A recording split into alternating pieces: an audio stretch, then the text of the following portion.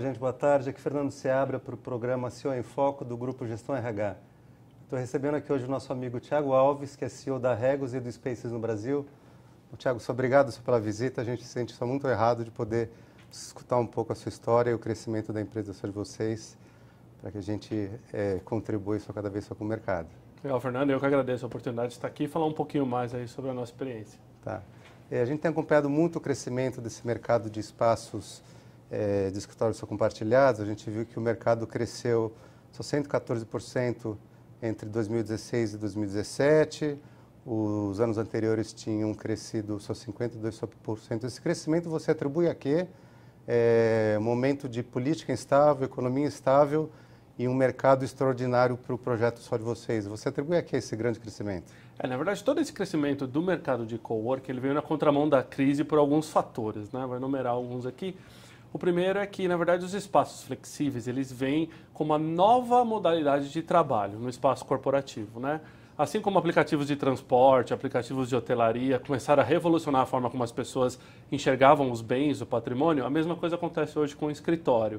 Então as pessoas já não querem mais locar um escritório tradicional, onde você tem que fazer contratos de longo prazo, engessados, não flexíveis e fazer todo o investimento, e querem mudar para algo que esteja pronto, que esteja, né, já com toda a infraestrutura. Então este movimento, que tem sido a tendência dos últimos anos, é o movimento número 1 que faz com que esse mercado tenha crescido bastante. O segundo é que com a crise econômica no Brasil, as empresas querem o quê? Reduzir custo, Fernando. E para reduzir custo, nada melhor do que rever o seu espaço de escritório. Só para você ter uma métrica, os espaços de escritório representam em torno de 10% a 15% do custo total de qualquer empresa, né? Com exceção de empresas fabris, onde você está falando de custos de manufatura, mas uma empresa que tenha sede numa grande capital brasileira e que necessite da operação de escritório, de 10% a 15% dos seus custos está relacionado àquele escritório.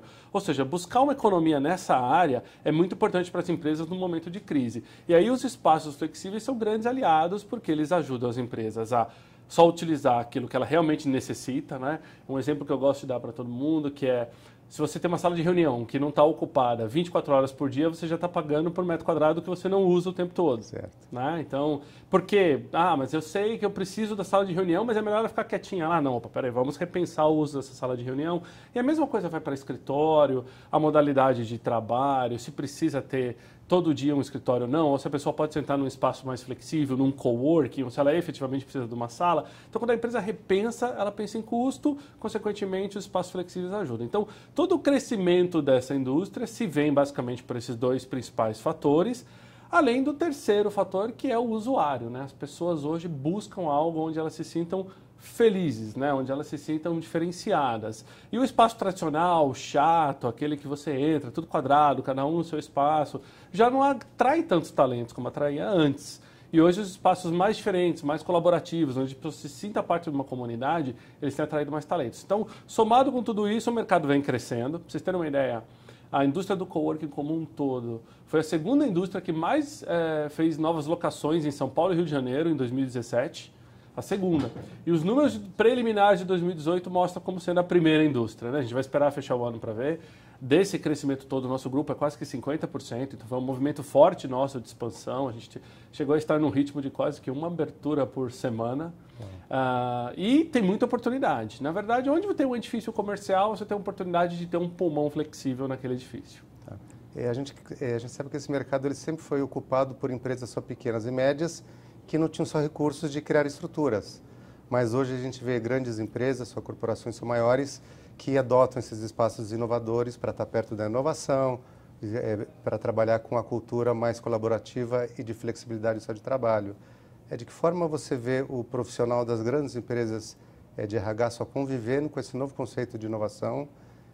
Se existe alguma relutância ainda e o quanto desse crescimento da indústria só se deve a pequenas e médias ou a médias e grandes empresas? Não, ótimo ponto, Fernando. Na verdade, assim, você tem razão, né? Durante muito tempo era o pequeno empreendedor ou a startup ou a empresa com pequena demanda que se utilizava de coworking e espaços flexíveis. Isso mudou.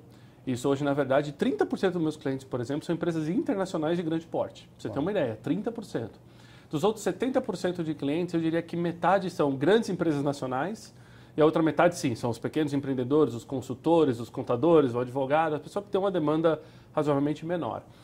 O que tem mudado? O profissional de RH antes não tomava decisão sobre o espaço, né? Quem tomava decisão sobre o espaço era o dono da empresa, ou eram os diretores, ou era onde era mais próximo, ou era uma orientação por logística, né? Melhor essa empresa estar aqui porque as pessoas vão todas se encontrar ali. Isso mudou. Hoje, cada vez mais o profissional de RH está envolvido na tomada de decisão de espaço, porque o espaço ele deixou de ser só onde as pessoas trabalham para um dos fatores pelo qual as pessoas ficam no emprego. Né? Então, por exemplo, se você tem um espaço colaborativo que agrega valor para o usuário desde a chegada no estacionamento, ou se tem atividades, ou se tem eventos que agregam valor e conteúdo para o profissional, ou mesmo, por exemplo, se o cara pode trazer o seu celular, o seu iPad, conectar, né, o seu tablet, conectar na rede, isso é um diferencial comparado com um escritório onde nada disso é possível, nada disso acontece. Então, o conceito de comunidade, ele passou a ser uma tomada de decisão no espaço e o profissional de RH é quem leva essa conversa dentro das empresas. O que tem acompanhado muito cada vez mais, os diretores de RH, os gerentes de RH, são as pessoas que vêm, que visitam o espaço, que conhecem e que começam a levantar essa bandeira dentro das grandes empresas de, olha, vamos repensar o nosso espaço. O espaço flexível é para todo mundo? É para todo mundo. É lógico que vai chegar um determinado ponto de break-even, onde o custo seria o mesmo de você ter um espaço tradicional ou de você estar no espaço flexível. Então, por exemplo, eu costumo colocar que até 150 funcionários, o espaço flexível é ainda muito mais barato. Passado de 150 funcionários, começa uma questão, tipo, eu quero ter esse investimento, eu quero fazer a gestão desse ativo, eu quero cuidar desse facilities ou não, né? Eu quero que alguém faça isso para mim. Então, esse tipping point, né, dos 150 funcionários é mais ou menos uma métrica que eu gosto de compartilhar com o pessoal. E a gente tem percebido, por exemplo, empresas internacionais, startups dos últimos 20 anos que vieram para o Brasil, elas vieram através do nosso portfólio. Como que elas fizeram isso? Elas assinaram um contrato lá nos Estados Unidos, ou na Europa, ou na Ásia, e começaram a trabalhar aqui no outro dia. Então, essas empresas já nasceram no Brasil com um espaço flexível. Fica muito mais fácil para ele hoje, 20 anos depois de Brasil, ou 10 anos depois de Brasil, ou que seja, a empresa chegar esse ano, continuar no espaço flexível, porque ele já veio nessa cultura. É muito mais difícil, lógico, quando você fala que você tem uma empresa tradicional, mudar a questão da cultura do usuário, né? Por aí eu vejo uma grande dificuldade e, na verdade, um desafio interessante para o profissional de RH, que tem que se atualizar, né? Porque tudo aquilo que a gente sempre discutiu sobre o RH está focado só em recursos humanos, ali na gestão das pessoas, está mudando, porque cada vez mais a gente tem KPIs e aplicativos que vão agregando valor, né? Hoje um clube de benefícios é tão importante quanto um vale-refeição, muitas vezes. As pessoas têm lá a questão do vale-refeição, mas está levando em conta, tá, mas e o que mais que eu tenho? Né? E o espaço joga ali como um grande diferencial. Então, consolidando tudo isso, né, no meu ponto, eu quero dizer que assim, o profissional de RH está envolvido nas grandes empresas, as empresas internacionais já estão vindo com essa cultura, o que é bacana, porque tende a ficar, e as empresas pequenas se beneficiam cada vez mais das flexibilizações que esses espaços têm e do custo baixo que ele tem. Minha recomendação para o profissional de RH que estiver assistindo é busque entender um pouquinho melhor o modelo, que eu tenho certeza que tem muita vantagem aí, que talvez você nem conheça, né? Vale a pena muitas vezes uma visita. Tá. Eu acompanho um pouco a sua carreira e eu sei que você é um menino prodígio. Com 30 e poucos anos, você já foi só VP de uma grande multinacional e se reinventou a fazer parte de um projeto que é extremamente inovador dentro do que já é novo. Abraçou essa causa da Regus, que passou por um momento de vestir uma nova roupa e criou um produto que é o Spaces. Me fala um pouco de como foi incorporar essa inovação na sua carreira, que já era extremamente rocket, e criar esse produto Spaces num mercado tão enlouquecido só como o nosso. Ótimo ponto. Bom, na verdade, assim, eu construí minha carreira em empresas internacionais. E sempre pensei, tá, eu estou fazendo mais do mesmo. Estou numa ótima empresa internacional, mas estou fazendo mais do mesmo, né? Estou fazendo o mesmo produto, ou estou trazendo a mesma coisa que outros players já trazem. E eu, coincidentemente, eu fui cliente da Regus durante 5 anos. E chegou num determinado momento que eu queria que a Regus me atendesse em mercados onde ela não estava. E eu busquei lá fora a Regus e falei, pô, eu preciso expandir para cá, como é que a gente faz? Bom, a gente não está nos nossos planos expandir, mas a gente está buscando alguém que traga essa expansão. Então foi um match de intenções ali, né? No mesmo momento eu falei, bom, legal, eu conheço esse mercado, posso ajudar vocês aqui. Acho que tem uma oportunidade muito grande no mercado brasileiro. A Regus estava presente no Brasil desde 1994. Mas sempre teve um perfil mais corporativo e uma expansão mais tímida, né? E olhando o tamanho do potencial do mercado brasileiro, uma das primeiras coisas que eu fiz quando eu cheguei aqui foi, olha, isso aqui tem como ser 10 vezes maior. você ter uma ideia, nos Estados Unidos, que é um mercado de 300 milhões de habitantes, você está falando que a Regus tem 1.300 unidades e crescendo. O Brasil, com 200 milhões de habitantes, eu estou indo hoje para a unidade número 71. Então, imagina, olha o tamanho da minha oportunidade, porque as pessoas precisam trabalhar aqui e lá. Né?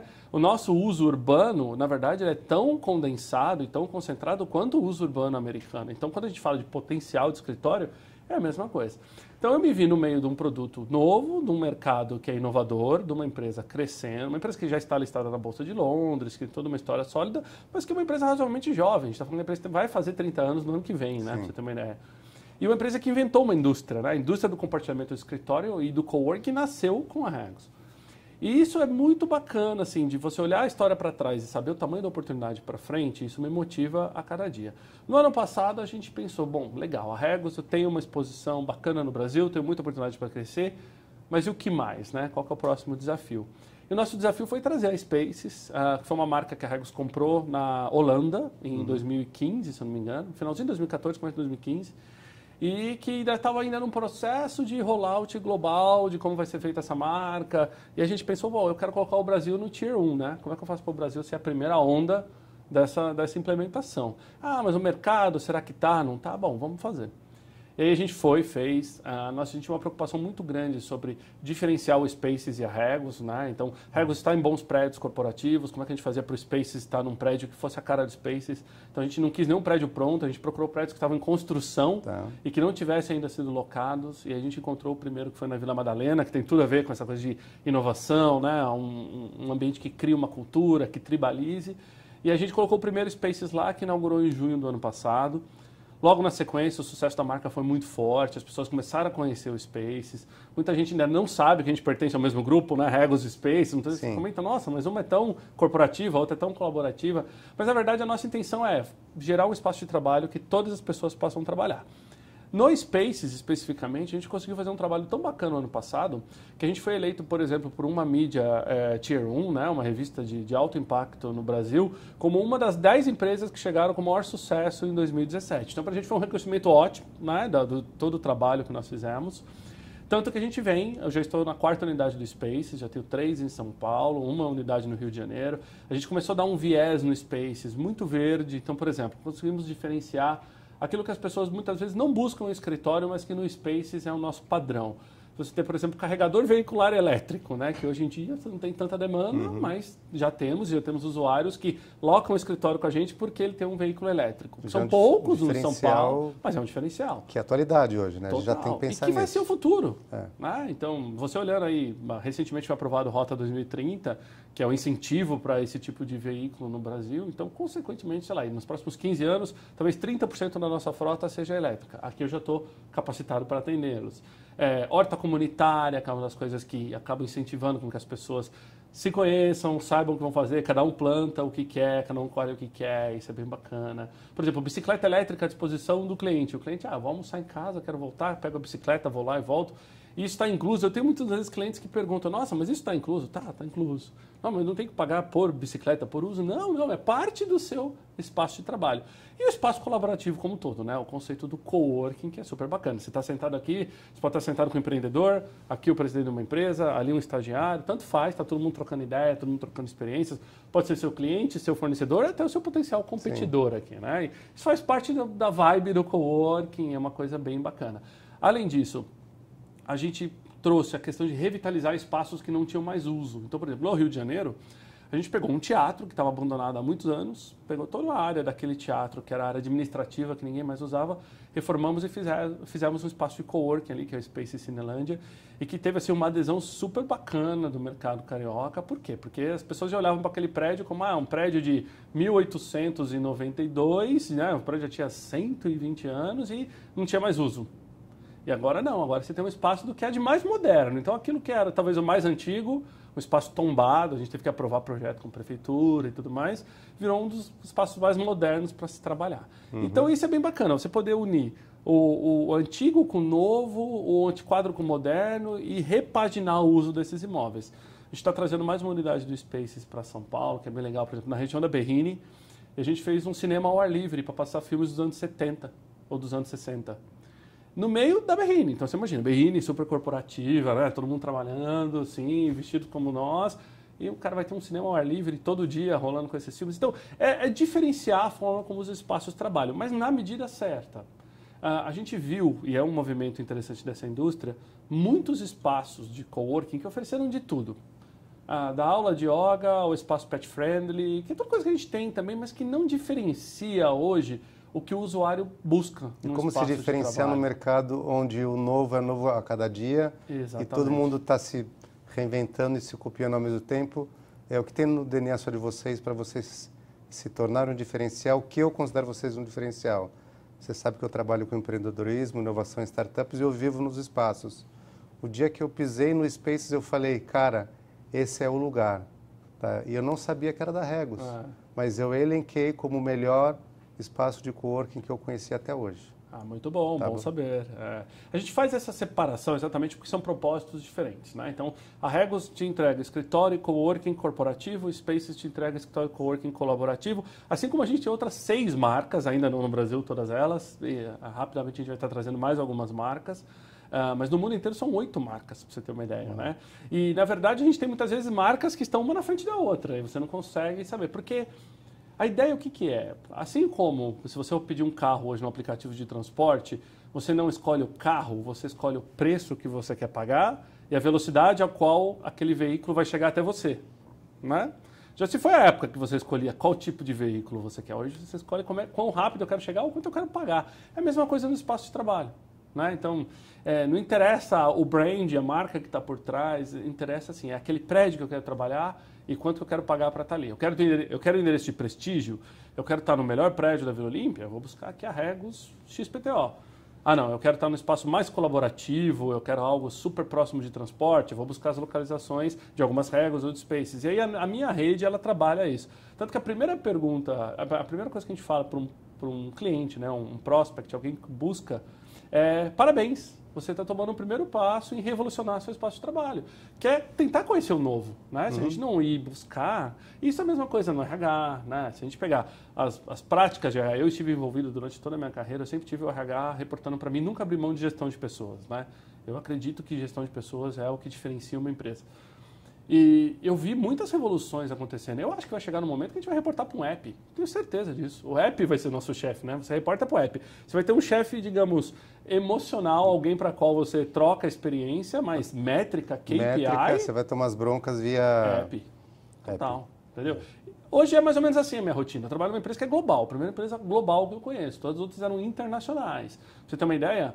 Meu jurídico na Inglaterra, meu call center em Dallas, o meu RH fica na Suíça. É a primeira vez que você teve essa vivência de internacional para global, onde se pensa global? Exatamente. Tanto que, por exemplo, olha, hoje é um business grande, a gente é considerado uma empresa grande no Brasil, internacional, né, com empresa que é listada em Londres, mas que está no Brasil já há 24 anos.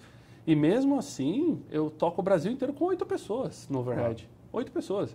Então, às vezes a gente dá essa métrica, a gente até destoa nas métricas, assim, quando eles comparam, porque a empresa já optou por centralizar tudo aquilo que for função estratégica ou não estratégica em centros de serviço compartilhado. Então, por exemplo, meu financeiro é todo em Manila.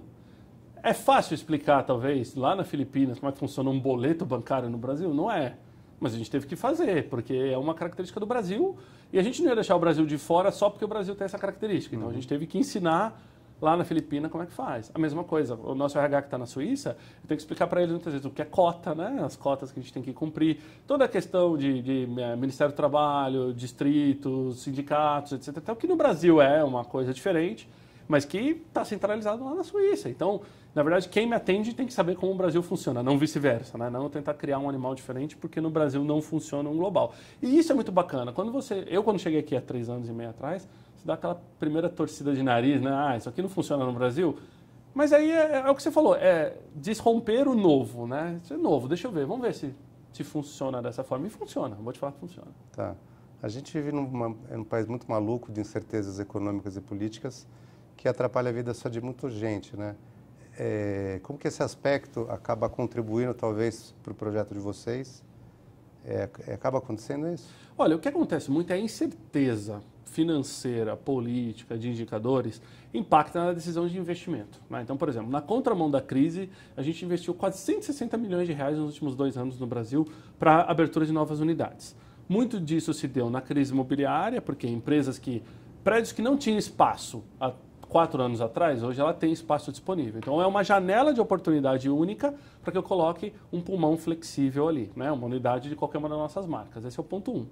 Mas o ponto 2 é o seguinte, por exemplo, como é que você continua vendendo para fora e para todos os executivos que estão fora, invistam no Brasil se os nossos indicadores econômicos variam, né, de maneira inconstante e sem nenhum tipo de previsibilidade. Então, o cenário econômico, o cenário político, tudo isso não ajuda nesse sentido. Se não ajuda para a gente, que é uma empresa que opera em 122 países. Por exemplo, a gente tem operações em países que estão em guerra civil e não deixam de ter uma unidade lá da Regus, ou uma unidade do Spaces, ou das nossas outras marcas. Por quê? Porque mesmo em ambientes desses de crise, as pessoas precisam trabalhar.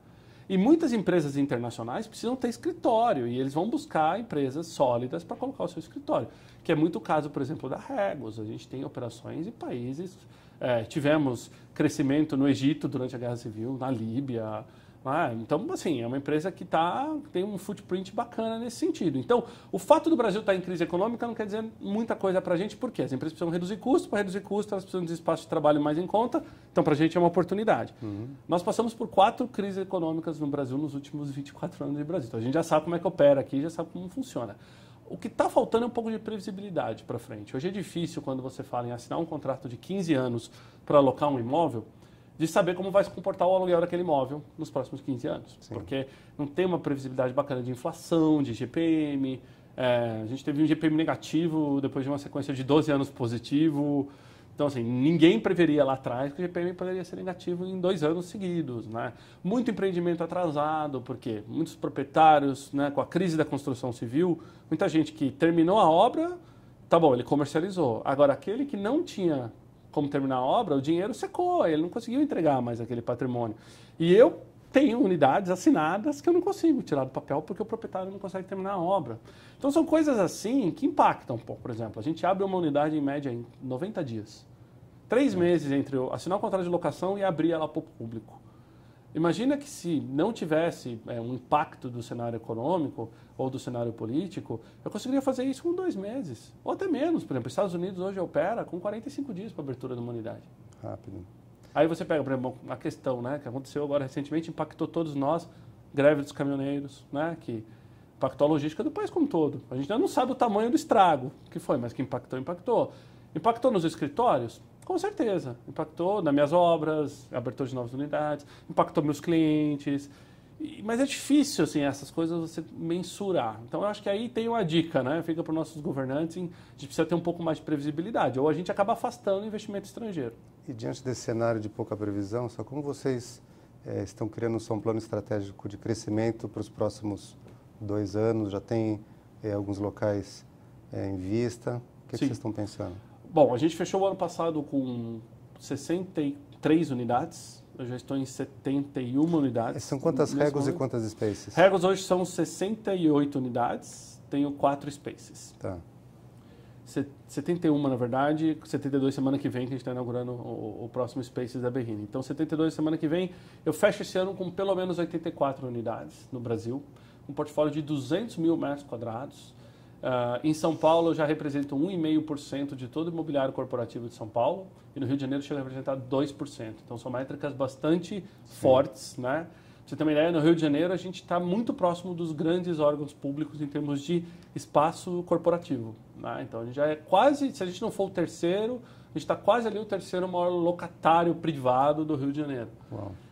Nos próximos 2 anos, a gente imagina um crescimento na mesma taxa, 40% a 50% ao ano, porque é fácil duplicar quando você tem uma unidade ou 2 unidades, né? Agora, com 70, 80 unidades, a gente entregar 50% de crescimento, são 40 unidades a mais. Meu plano de expansão é muito para áreas onde eu não esteja ainda, por quê?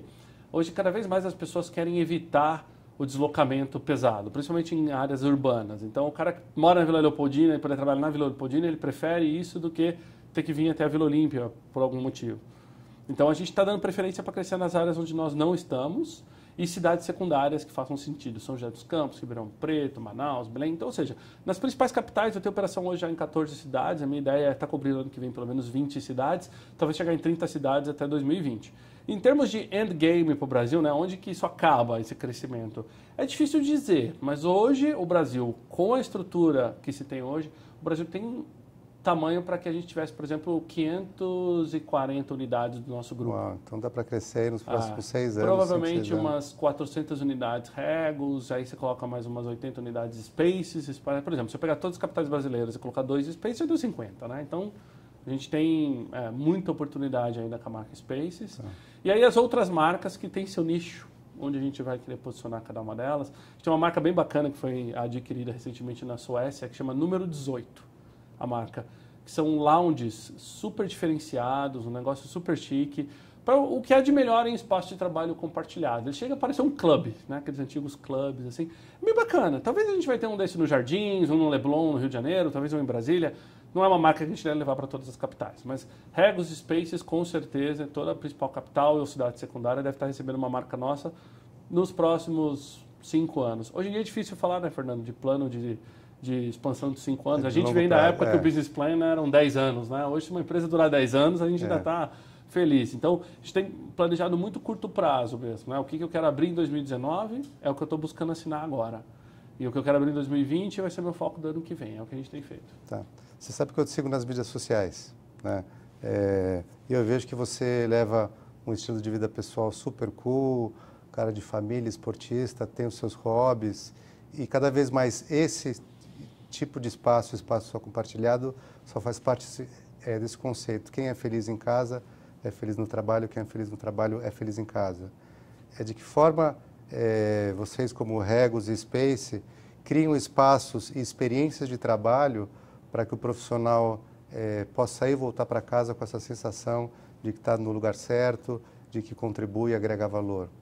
Cada vez mais está difícil separar o profissional do pessoal, né? Hoje, com mídias sociais, é muito fácil de você se expor e é muito fácil de você demonstrar o seu interesse, né? Os algoritmos são cada vez mais inteligentes, né? Se você entrar e pesquisar numa escova de dente verde, a próxima vez que você logar no seu computador, a escova de dente verde vem lá e para te vender. Então, os teus interesses passam a fazer parte do seu trabalho e vice-versa, porque a forma como os algoritmos trabalham são assim hoje. A gente tem buscado cada vez mais integrar dentro do nosso portfólio de serviços agregados experiências fora da caixinha para os nossos clientes. Então, por exemplo, nesse sábado agora, a gente tem o primeiro evento de pet working. O que é um pet working? É um networking através do pet. Então, você traz seu cachorrinho ou seu animalzinho para conhecer outras pessoas que vão trazer o animalzinho dela também e fazer um networking. Mas qual que é o driver do networking? É o pet. Talvez essas pessoas até se conheçam, talvez essas pessoas até trabalhem no mesmo andar, mas o simples fato de você gerar uma oportunidade onde elas possam usar algo que é fora do ambiente do trabalho. Vai gerar uma relação de trabalho que antes não existia. Exatamente. Talvez o cachorro da mesma raça, nossa, que legal, quais são as dificuldades que você tem, ou como é que você adestrou assim, assado. E isso vai gerando. Então a gente aposta muito na questão do networking fora do escritório. Networking de nicho, por exemplo, é uma coisa bacana, né? Você comentou a questão de esporte. Então, por exemplo, eu comecei há 2 anos atrás um esporte com a minha família que a gente gostou bastante, que é trilha ao ar livre, com jipe e tudo mais. E a gente começou a conhecer muita gente que fazia a mesma coisa. Isso acabou virando meio que um negócio tribal pra gente. A gente pertence a N grupos hoje, né, que fazem passeios e trilhas. E vou te falar, o que eu faço de networking profissional nesses espaços e que eu trago de clientes para Regos ou para o Spaces, de pessoas que eu conheci fora daqui, cara, isso é fantástico. E a gente vem incentivando que os nossos clientes façam isso. Por exemplo, esse dia eu fiquei super feliz de ver que os próprios clientes organizaram um grupo de corrida noturna entre os Spaces. Eles saem de um Space e vai para o outro, todo mundo correndo à noite. O pessoal montou, aí eles chegaram para a gente e falaram assim, a gente vai usar o logo do Space. Eu falei, nossa, super legal, vamos tentar fazer um negócio diferente.